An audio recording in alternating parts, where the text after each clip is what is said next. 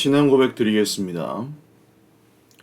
전능하사 천지를 만드신 하나님 아버지를 내가 믿사오며 그 외아들 우리 주 예수 그리스도를 믿사오니 이는 성령으로 잉태하사 동정녀 마리아에게 나시고 본디오 빌라도에게 고난을 받으사 십자가에 못 박혀 죽으시고 장사한 지 사흘 만에 죽은 자 가운데서 다시 살아나시며 하늘에 오르사 전능하신 하나님 우편에 앉아 계시다가 저리로서 산자와 죽은 자를 심판하러 오시리라.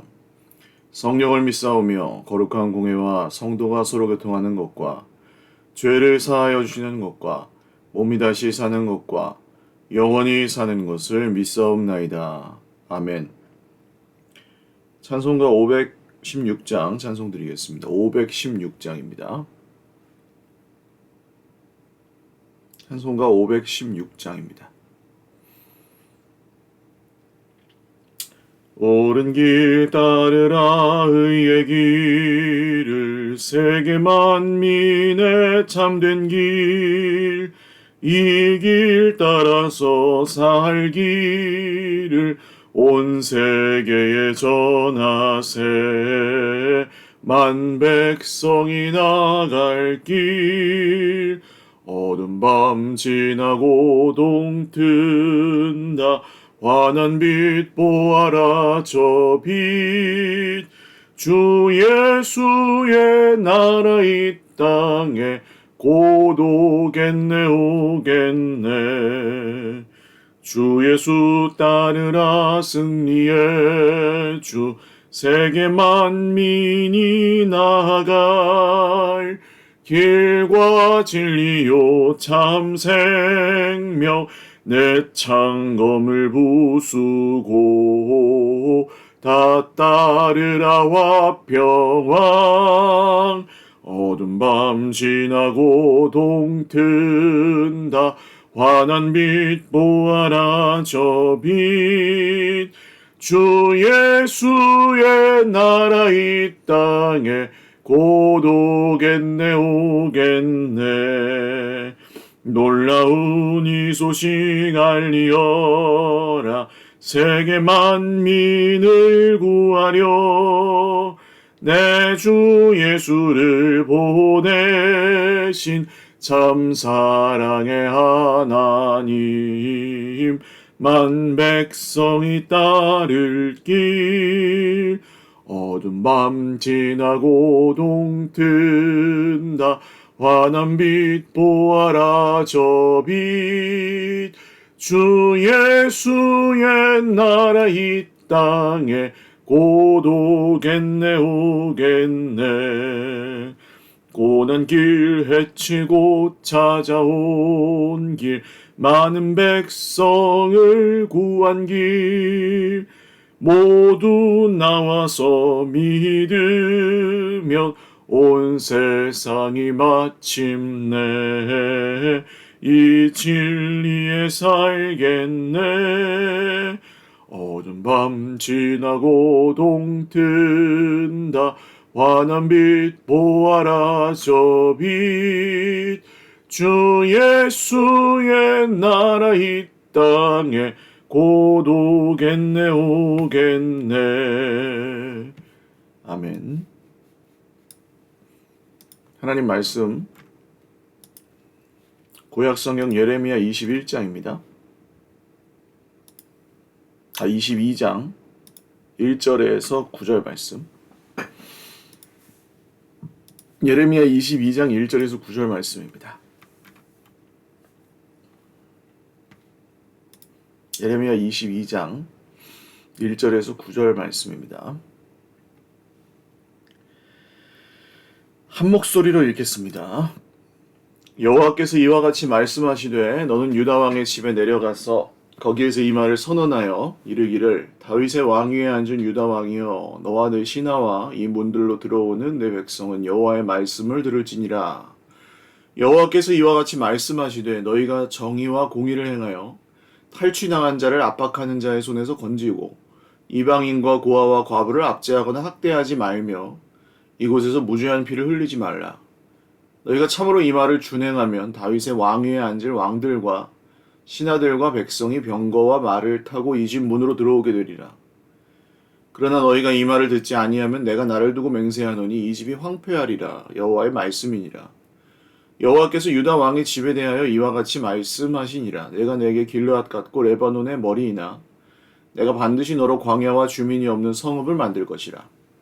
내가 너를 파멸할 자를 준비하리니 그들이 각기 손에 무기를 가지고 내 아름다운 백향목을 찍어 불에 던지리라.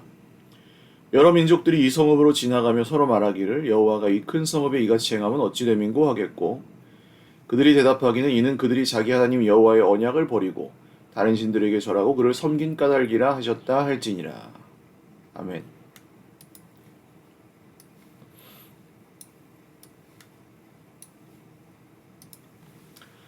네, 기도드리겠습니다.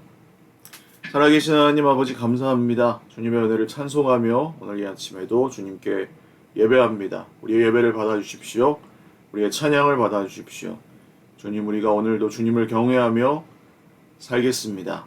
우리의 삶을 주님 앞에 거룩한 선 제물로 드리며 우리의 모든 시간과 물질과 우리 삶의 모든 자원들을 주님 오시는 날까지 주님께 드리며 살게 하옵소서.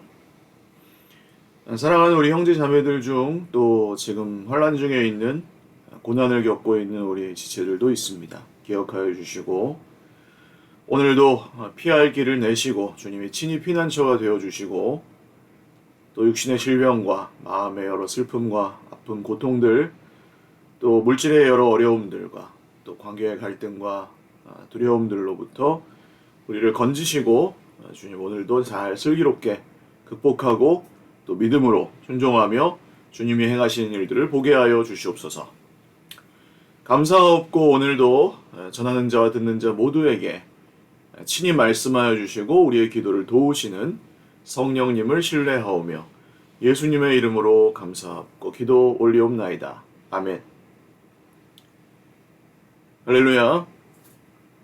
네, 오늘도 하나님의 은혜와 평강으로 풍성한 하루 누리시기를 바랍니다. 여름 날씨 계속 더위가 계속되고 있는데 여러분 지치지 않도록 체력 관리 잘 하시고 또 드시는 것도 좀 잘 챙겨 드시고 또 좀 이제 추석 지나고 연말을 향해 가면서 이제 하반기를 준비하고 또 내년을 향해 가야 할 텐데 우리 공동체의 이 하반기 마무리와 또 내년 준비 계속해서 우리가 주님 안에서 성장하고 더 많은 주님이 예비하신 우리 주변에 찾는 이들 이웃들을 사랑하고 섬기고 또 자라가도록 돕는 일에 쓰임받는 공동체 주님을 기쁘시게 해드리는 공동체가 될 수 있도록 위해서 계속 기도해 주시기 바랍니다.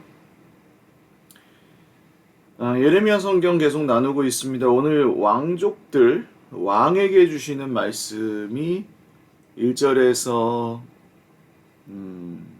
5절까지 나와 있고요. 6절에서 9절까지 예루살렘에게 하신 말씀입니다. 큐티 책을 가지고 보시는 분들은 그 문단을 그렇게 나누어 놓은 것을 보실 수 있죠. 성경책에도 대부분 그렇게 또 나눠져 있습니다.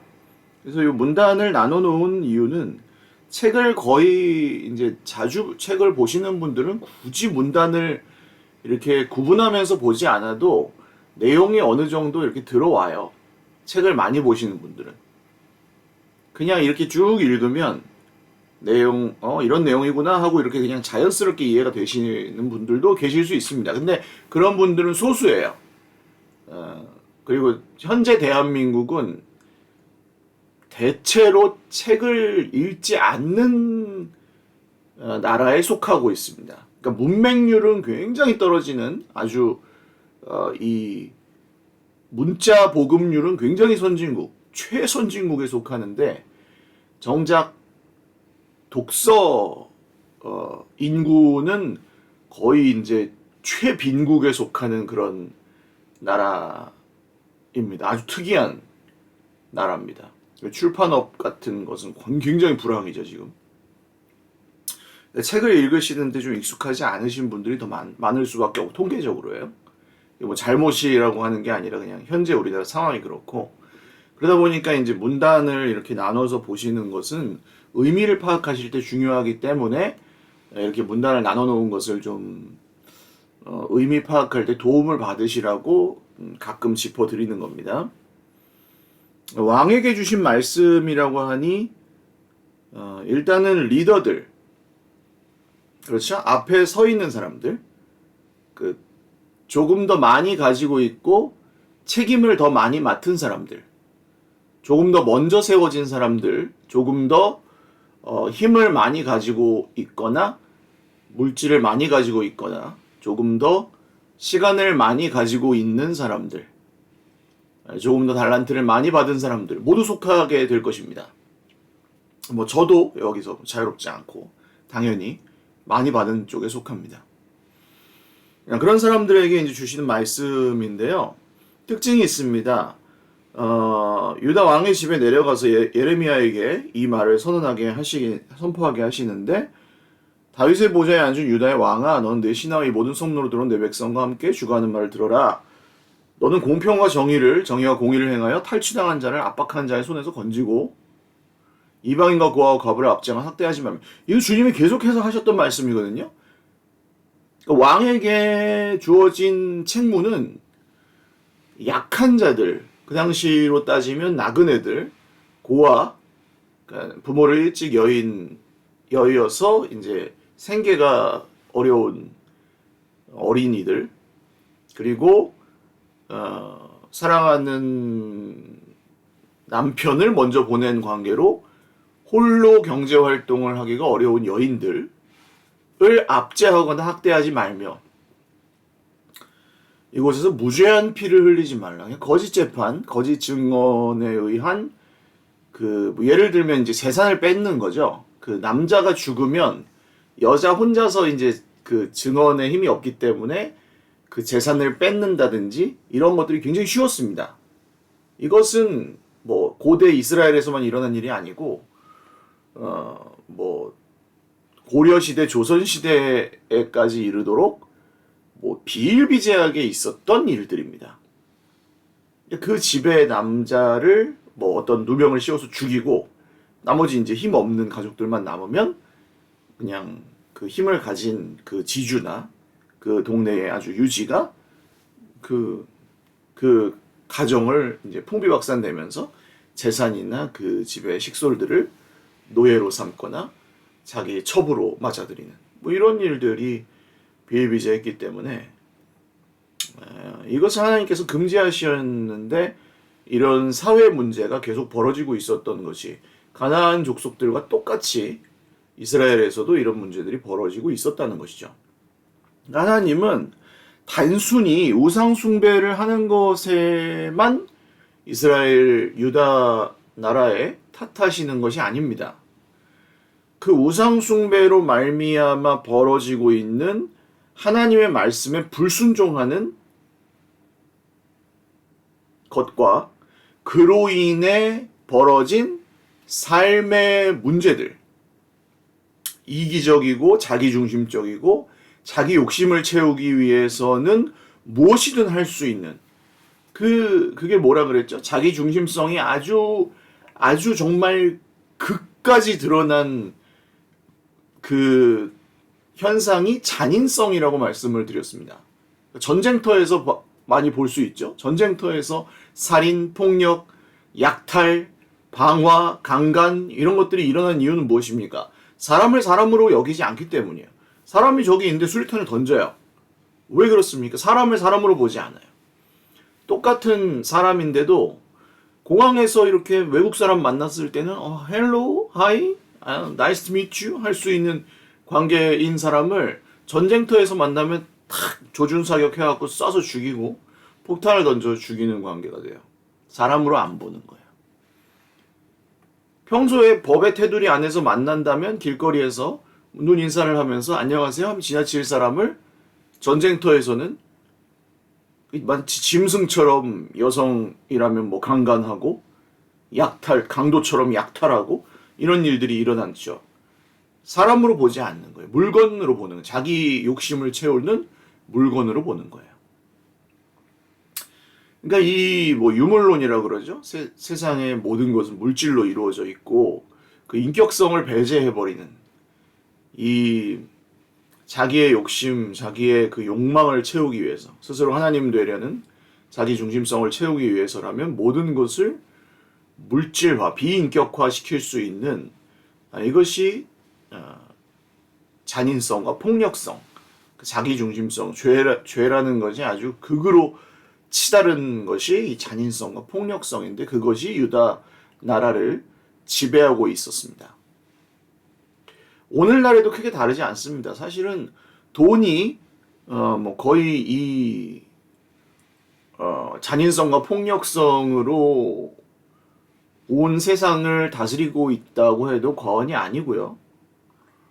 그걸로 인해서 뭐 지금 묻지마 범죄가 일어나고 있는 것도 뭐 나는 뭐 억울하다 이거죠. 나는 뭐 나름대로 착하게 살려고 애를 썼지만 나는 그만큼 갖지 못했으니까 억울하니까 너도 한번 불행해봐라 하면서 막 그냥 막 불특정 다수에게 복수를 한다는 말도 안 되는 논리. 이것도 역시 내가 스트레스를 받았지만 나에게 잘못한 건 아니지만 너희 모두가 내 분노의 대상이 되어도 된다. 뭐 내 스트레스 해소의 대상이 되어도 된다는 논리죠. 이것도 역시 자기중심성이 불특정 다수를 향한 잔인성으로 발현된 결과물입니다. 무서워서 살 수가 없는 거죠. 그렇게 되면. 이게 정상이 아니라는 말씀을 드리고 있는 거예요. 이게 죄가 역사한 결과, 스스로 하나님 되려고 하는 인간의 그 죄성이 끝까지 달한 결과가 그런 것들로 나타나는 겁니다. 물론 다 그런 건 아니에요. 그렇지만 정도의 차이가 있을 뿐이지 인간의 속의 그 죄의 문제는 스스로 해결되지 않기 때문에 그런 식으로 나타납니다. 그래서 유다 나라도 그렇게 살고 있었고 하나님은 거기에 책임을 물으셨다는 거죠. 왕들에게. 그래서 이 말을 듣는다면 너희가 이것을 좀 바로 잡는다면 다윗의 왕에 앉을 왕들과 신하들과 백성이 병거와 말을 타고 이 집 문으로 들어오게 될 것이다. 그러니까 회복하게 될 것이다. 너희의 왕위가 다시 회복될 것이야. 놀랍지 않으십니까? 그러니까 너희가 그냥 뭐 우상을 버리고 나한테 뭐 예배를 제사를 한번 잘 드려 이게 아니에요. 너희가 지금까지 잊어버리고 있던 하나님의 말씀과 그 세상을 나라를 다스리는 질서를 회복해서 이 약한 사람들을 돌보고 사회의 문화 전반에 깔려있는 이 죄된 그 모든 것들을 바로 잡으면 그제서야 너희들의 그 통치권이 회복이 될 거야. 그러니까 이 구약 시대에도 이미 하나님은 단순히 그냥 뭐 우상숭배를 그쳐라 뭐 이 정도가 아니에요. 우상숭배를 그침으로 인해서 하나님께 돌아옴으로 인해서 일어나는 삶의 변화까지를 말씀하고 계시는 것입니다. 삶의 변화로서 일어나는 그 관계의 회복들까지 말씀하고 계시는 것이고요. 그 삶의 변화와 관계 회복으로서 일어나는 사회 문화 전반적인 선한 영향력이 끼쳐져서 그 사회가 변화되고 무리가 변화되고 국가적인 변화가 일어나는 것까지를 유다의 나라에다가 말씀하고 계시는 겁니다. 사실 우리가 원하는 바죠. 하나님 우리를 통하여 한국교회를 통하여 이 대한민국 사회가 변화되게 하여 주십시오. 교회 믿는 사람들이 정치를 합시다. 이게 아니에요. 우리가 바른 역사 의식을 가지고 바른 경제관념을 가지고 바른 도덕적인 의식을 가지고 바른 시민으로서 살아가자. 의견이 다를 수 있죠. 정치적 견해도 다를 수 있지만 바르게 싸우지 않고 공평하게 토론하고 싸우지 않고 토론하고 할 줄 알고 공격하지 않고 나라를 위해서 건전하게 건강하게 토론할 줄 알고 이런 사람들이 되면 되는 거죠. 뉴스 보십시오. 여든 야든 흠집내기에 바쁘잖아요. 저는 흠집내기는 게 목적이 아니라 이걸 잘되게 하는 게 목적이라면 조금 달라져야 된다고 생각합니다. 그게 맞지 않을까요? 저 사람이 무슨 실수를 하나 기다리고 있다가 어떻게든 잡아내는 그거 말고 잘못한 것은 잘못한 것대로 잘 책임을 지게끔 하지만 어떻게 하면 그것을 또 잘 또 이렇게 개선해서 잘 되게 만들 수 있을까? 대통령이 누가 되셨든 대통령님이 어떻게 하면 나라를 잘 이끌어 갈 수 있도록 힘을 합쳐서 도울 수 있을까? 대통령님이 된 걸 어떻게 해요? 뭐 지금 윤 대통령님이 지지하는 분도 있고 지지하지 않으시는 분들도 계시겠지만 대통령님이 되셔서 하고 있는 걸 어떻게 해요? 그러면 이 대통령님이 잘할 수 있게 만드는 걸 고민을 해야죠. 끌어내릴 생각을 하는 게 아니라 어떻게든 책을 잡아서 막 약점을 잡는 게 목적이 아니라 어떻게든 국정 운영을 잘할 수 있도록 돕는 쪽으로 온 나라에 이 힘을 모아야 되지 않을까요? 공과에 상관없이 말입니다. 나라가 잘 되는 쪽으로. 이런 게 저는 바른 시민 의식을 갖는 것이 우리에게 필요한 일이라고 생각이 듭니다. 그러니까 뭐 대통령 편을 들자 이건 아닙니다만, 그러니까 그런 건강한 시각을 가지고 건강한 의식을 가지고 분별할 줄 알고 사회에 일어나는 일들을 또 문화에 일어나는 일들을 우리가 잘 판단할 수 있고 또 기도하고 하나님의 뜻이 어디에 있는지를 또 분별하고 그 안에서 우리가 책임 있는 삶을 사는 것. 그래서 하나님의 정의와 공의가 이 세상에 드러날 수 있도록, 우리를 통해 드러날 수 있도록. 그렇죠? 그런 삶을 경영해 나가는 것은 우리가 교회에서 예배를 잘 드리고 좋은 진실한 공동체를 만드는 것, 그리고 예수님을 따라 닮아가며 거룩한 삶을 추구하고 균형 있는 성장을 이루는 것만큼이나 중요한 일입니다. 그래서 안팎의 변혁이라는 주제를 또 핵심 가치를 우리가 따라서 우리 지역사회에서 우리 공동체가 유익을 끼칠 수 있는 것은 무엇일까 고민하며 기도하고 있고, 지금 이음 프로젝트라는 문화교실, 문화 강좌 또 지금 개설해서 계속 또 기도하면서 키워가고 있죠. 강사로 섬기시는 우리 성도들 또 선생님들 위해서도 기도해 주십시오. 생각나실 때마다.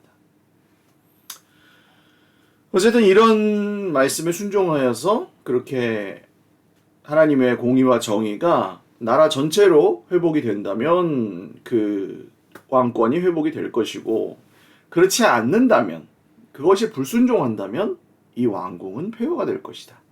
이게 하나님의 말씀이었습니다. 단순히 왕아, 너만 그냥 네가 뭐 회개하고 죄를 뒤집어 쓰고 예배를 잘 드리면 될 거야. 아닙니다.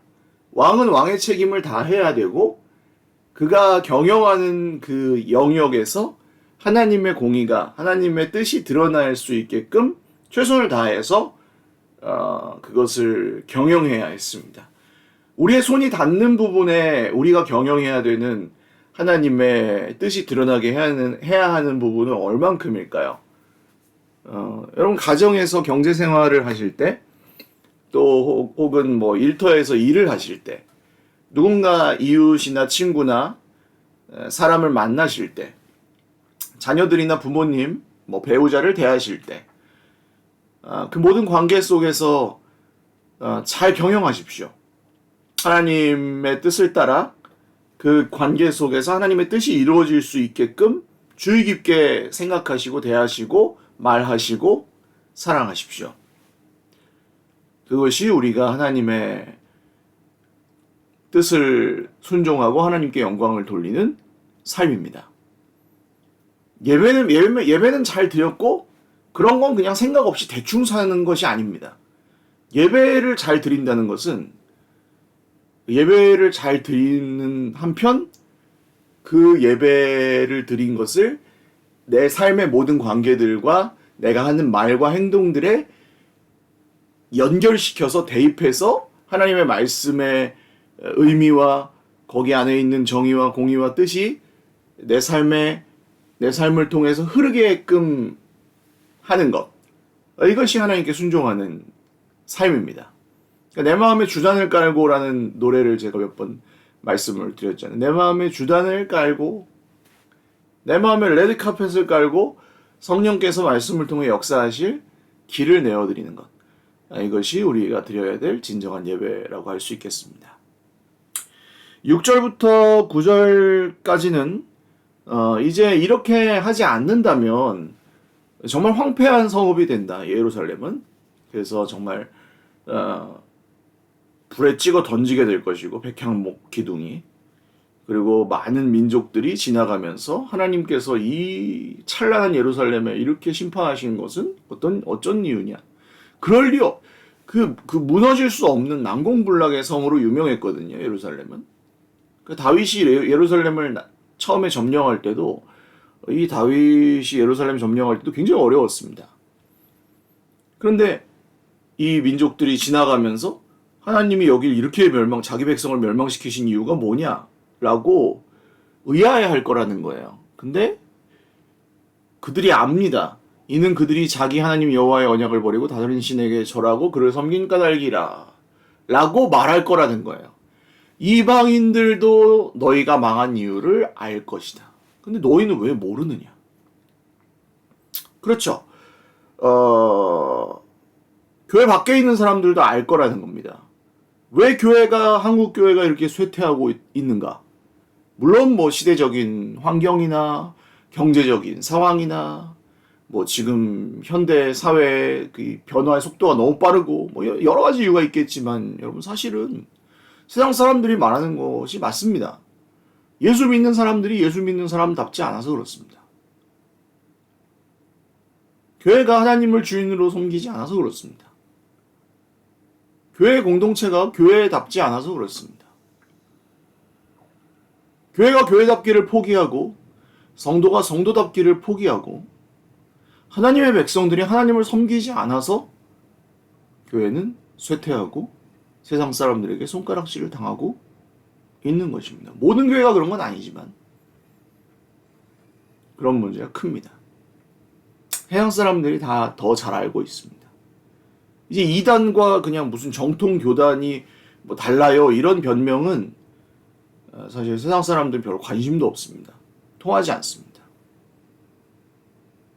오히려 우리가 직접 한 잘못이 아니라도 미안합니다. 사과합니다. 일부 교회들의 문제라 할지라도 그런 마음의 짐이나 장애물을 드린 것에 대해서 우리는 교회의 일원으로서 공동체의 일원으로서 사과합니다. 미안합니다. 그렇지만 구정물과 함께 구정물과 함께 아이를 버리지 마세요. 예수님을 믿는 이 복음 진리를 그 눈에 보이는 장애물 때문에 포기하지 마세요. 라고 접근해야 되겠죠. 우리의 삶을 통해서 보여줘야 될 것이고요. 세상 사람들이 더 잘 압니다. 우리가 어떻게 사는지를 보고 있습니다. 그리고 우리의 입에서 나오는 말을 알고 있습니다. 우리가 무엇을 소망하고 목적하며 사는지를 그들은 주의 깊게 살피고 있습니다. 저는 늘 느끼는데요. 저 목사는 뭘 위해서 살고 있지? 보시지 않으십니까, 여러분? 제가 뭘 위해서 사는지 여러분 보고 계시지 않으세요? 제가 돈을 어디에 쓰는지를 보고 계시지 않으십니까? 저 사람 막 외제차 사는 게 꿈 아니야? 좋은 차 타면서 막 자랑하고 그런 게 꿈 아니야? 이런 거 보고 계시지 않으십니까?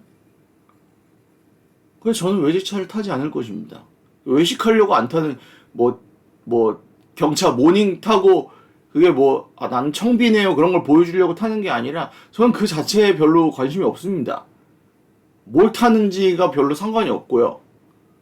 외제차를 주시면 외제차를 타고 모닝을 주시면 모닝을 타겠지만 굳이 고장이 나지 않았는데 차를 바꿀 이유도 없는 것 같습니다. 그런 건 저의 삶의 목적도 아닙니다. 좁은 집을 주시면 좁은 집에 살고 넓은 집을 주시면 넓은 집에 살 것입니다. 그건 저의 삶의 목적이 아니고 그냥 거쳐가는 과정일 뿐입니다. 무명하게 살라고 하시면 무명하게 살 것이고 유명해지면 유명하게 살 것입니다. 그것도 역시 저의 목적은 아닙니다. 어디 우리 일산에 있으라고 하면 일산에 있을 것이고, 파주에 있으라고 하면 파주에 있을 것이고, 서울에 있으라면 서울에 있을 것이고, 부산에 있으라면 부산에 있어야 되겠죠. 그것도 역시 저의 목적은 아닙니다. 어디에 있으라고, 하나님 어디에 있으라고 하는 곳에 있을 것입니다. 기도하라고 하시면 기도하고, 누굴 만나라고 하시면 만날 것입니다. 성경 읽으라고 하면 읽을 것이고, 가만히 있으라고 하면 가만히 있을 것입니다. 쉬라고 하면 쉬고, 일하라고 하면 일하고. 역시 그것도 제 인생의 궁극적인 목적은 아니기 때문입니다. 제가 뭘 하는지에 관심 많으시죠? 제가 뭘 목적으로 하는지에 여러분 관심이 많으실 겁니다. 왜냐하면 제가 그런 사람이 되는 거거든요. 제가 뭘 목적으로 하고 살아가는지가 저라는 사람을 보여주는 거거든요. 똑같습니다. 여러분이 뭘 말하고 뭘 위해서 살아가는지가 다 보입니다. 그것은 제가 보고 있는 것도 있지만 여러분 스스로도 보이실 거고 여러분의 옆에 있는 믿지 않는 다른 가족들이나 이웃들이나 친척들도 보고 있습니다. 뭘 위해서 살고 계시는지를 다 보고 있습니다. 그래서 진짜인지 가짜인지 다 알고 있습니다. 나는 가짜인가 봐. 이러지 마십시오. 도망가지 마십시오. 숨지 마십시오. 이거 언젠간 마주하셔야 되는 질문 아닙니까? 내가 가짜인 것 같으면 이거 심각한 문제인 거고요. 내가 왔다 갔다 하는 사람인 것 같으면 주님 앞에 금식하며 매달려야 될 문제이실 수도 있지 않습니까? 영원한 생명이 걸린 문제라면 여러분 이것을 미루지 마십시오. 주님이 언제 오실지도 모르는데 포기하지 마십시오. 그리고 가짜가 되지 마십시오. 진짜 내 목숨을 걸어야 될 곳이 어디인지를 판단하십시오. 분별하십시오. 진짜 내 모든 것을 바쳐야 될 것이 어디인지를 분명히 하십시오. 그리고 거기다 진짜 내 목숨을, 내 생명을, 내 인생의 목적을 들여보십시오. 그게 100이든 1이든 방향을 정확히 하고 나면 아주 단순해지는 거죠. 단순해지는 거예요. 그 방향이 정해지고 나면 괜찮아요. 빨리 가고 늦게 가고 차이일 뿐이지 방향만 정해지고 나면 그 다음에는 그렇게 복잡할 게 없어요. 근데 가려고 했다가 또 다른 쪽으로 가다가 계속 이 방향이 안 정해진 채로 가면은 고통스럽습니다. 혼란스럽고 남도 힘들고 나도 힘들고 나도 헷갈리고 남도 헷갈리고. 그래서 기쁘게 신앙생활하는 법, 뭘 위해서 사는지 분명히 하시고 그게 다른 사람들에게도 그렇게 보이면 저는 그렇게 제가 잘하고 있다고 생각하지는 않거든요. 누가 얼마 전에 저한테 물어보셨어요. 몇 점쯤 되냐. 저는 빵점인 것 같기도 하고 어떤 면에서는 100점인 것 같기도 하고 어떤 면에서는 빵점인 것 같기도 하고 그렇다고 대답했습니다. 제가 점수를 잘 모르겠어요. 어떨 땐 빵점이고 어떨 땐 100점이고. 그렇지만 제가 뭘 위해서 살아가는지는 그냥 보이지 않을까요? 저는 그다지 저의 영달과 유익을 위해서만 살진 않습니다. 그런 것들을 이루고자 하고 있지는 않습니다. 그게 별로 소용이 없다는 것을 그리스도 안에서 발견했기 때문입니다. 그리고 주님께 조금이라도 도움이 되는 삶을 살고자 노력을 하고 있습니다. 주님 오시는 날까지 그렇게 살고 싶어요. 건강관리도 그의 일부입니다. 조금이라도 건강해야 조금이라도 더 주님께 도움이 될 수 있을 것 같아서 하는 겁니다. 놀든지 쉬든지 먹든지 일을 하든지 여러분 무엇을 하든지 방향을 잘 정하시고 목적을 잘 정하십시오. 그리고 그것이 내 주변 사람들에게도 보인다는 것을 꼭 기억하십시오. 그리고 주변 사람들이 왜 이렇게 심판당했대? 이렇게 나중에 이 예루살렘 보고 얘기하는 것처럼 그렇게 얘기하지 않도록 이 사람은 뭔가 다른데? 이 사람은 왜 이렇게 살았을까? 당신은 왜 그렇게 사십니까? 근데 왜 그렇게 기뻐하십니까?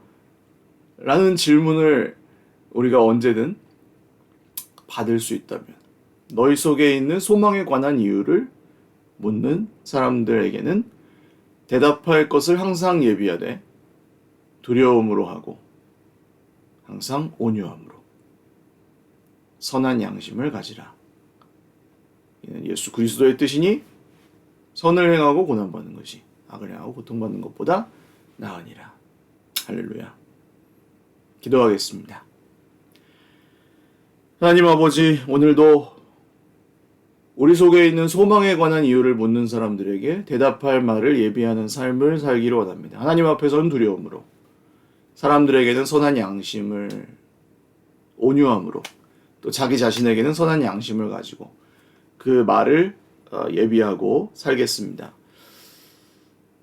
우리 삶에 이 선한 영향력이 있어서 우리가 살아가는 삶과 관계와 또 우리의 사회가 우리를 통해서 변화되는 것을 보고 싶습니다. 우리 주변에 있는 약한 사람들, 정말 도움이 필요한 사람들에게 우리의 사랑이 전해지기를 원합니다. 우리가 맡고 있는 부분에, 우리가 책임져야 되는 부분에 하나님의 뜻이 이루어지기를 원합니다. 우리의 손과 발을 움직여 하나님의 뜻을 이루어 가기를 소원합니다. 그래서 우리가 버려지지 아니하고 소망의 날을 앞당겨 살아가는 하나님의 백성들로 살게 하여 주시옵소서. 그 방향이 정해진 사람들은 그것이 1%든 100%든 정확한 방향으로 계속해서 걸어갈 수 있도록 주님 우리에게 날마다 새 힘을 공급하여 주시옵소서. 오늘도 더운 날씨지만 사랑하는 주의 백성들을 격려하여 주시고 이 시간 이후에 함께 드릴 모든 기도에도 신실하게 응답하여 주시고 주님의 일을 보게 하여 주시옵소서.